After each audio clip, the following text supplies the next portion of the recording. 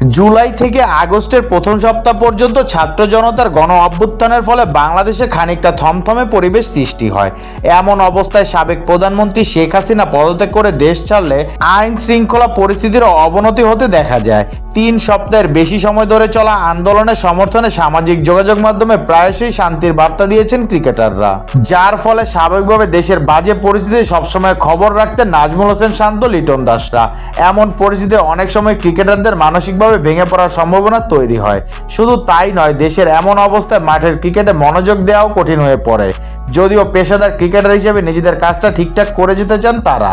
আন্দোলন শেষ হওয়ার কয়েকদিন পর মাঠের ক্রিকেটে নামতে যাওয়া ক্রিকেটারদের মানসিক দিক বিবেচনায় নিতে হচ্ছে অনেককেই। ক্রিকেটাররা যাতে মানসিকভাবে পিছিয়ে না পড়ে সেটাই নিশ্চিত করতে নিজের কাজটা করে যাচ্ছেন সাকিব আল হাসান।